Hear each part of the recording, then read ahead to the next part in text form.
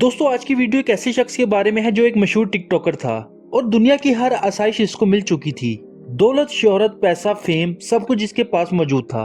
मगर दोस्तों एक वाकये ने इस बंदे की पूरी जिंदगी बदल कर रख दी और इसने सब कुछ छोड़ने का फैसला कर लिया। आज की इस मालूमाती वीडियो में हम इसी शख्स के बारे में बताएंगे कि इसके साथ ऐसा क्या हुआ कि इसने दुनिया की सब आसाइशों को ठोकर मार दी और राह रास्त पर आ गया। दोस्तों दुनिया में तकरीबन हर शख्स की यही कोशिश होती है कि इसके पास दौलत, शोहरत, पैसा और फेम हो और फिर सबको यही लगता है कि तमाम चीजें आपके पास हों तो आपकी जिंदगी बदल जाएगी और जिंदगी में सुकून आ जाएगा। लेकिन दोस्तों हकीकत इससे बिल्कुल मुख्तलिफ है।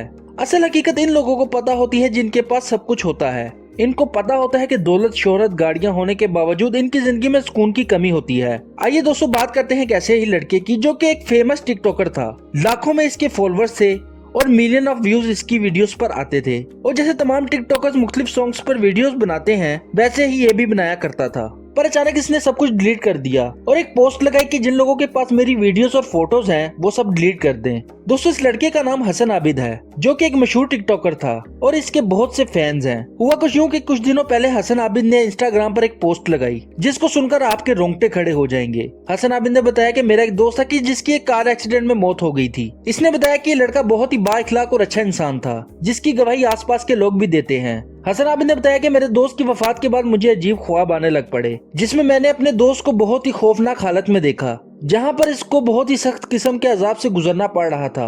इसके कान, आंख, मुंह से पीप निकल रही थी और इसके आंख और मुंह में शीशा पिघला कर डाला जा रहा था और सख्त अजाब दिया जा रहा था। इसने बताया कि जब मैं ख्वाब से बेदार हुआ तो वही खौफनाक आवाजें और उसका चेहरा मुझे नजर आया और ये सब मुझको ख्वाब में रोज नजर आता था। इसने मजीद बताया कि मैंने इसके नाम पर सदका देना शुरू किया ताकि इसकी सजा कम हो जाए और मुझे भी ऐसे ख्वाब ना आए, बल्कि मैंने सोना छोड़ दिया और मुझे सोने से नफरत होने लग पड़ी। इसने बताया कि एक रात सोने के बाद मैंने ख्वाब में फिर अपने दोस्त को देखा। मैंने देखा कि फिर वही अजाब इस पर हो रहा है, इसको घसीटा जा रहा है, आंखों और कानों से पीप निकल रही है और गरम गरम शीशा पिघलाकर इसके मुंह में डाला जा रहा है।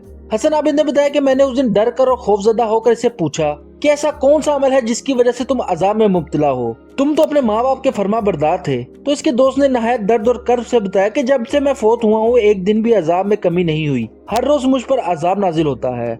हसन आबिद कहते हैं कि मैंने फिर डर कर और खौफजदा होकर पूछा कि मेरे भाई ये अजाब किस वजह से तुम पर नाजिल हो रहा है। तो इसने बताया कि मेरे भाई म्यूजिक और गाना जिसकी वजह से ये अजाब मुझ पर नाजिल हो रहा है, इस गुनाह जारिया की वजह से मैं इस अजाब को पहुंचा हूँ। दोस्तों जब ये ख्वाब से बेदार हुआ तो इसने सोचा कि कौन सा ऐसा गुनाह है जिसकी वजह से मेरे दोस्त पर गुनाह जारिया हो रहा है। बहुत देर सोचने के बाद इसको मालूम हुआ कि मेरे दोस्त का एक इंस्टाग्राम अकाउंट था जिसके ऊपर इसने सॉन्ग्स लगाए हुए थे और इसके मरने के बाद भी इसके ऊपर व्यूज आते थे, लोग लाइक करते थे, जिसकी वजह से इसकी सजा बढ़ती जा रही थी और कम नहीं हो रही थी।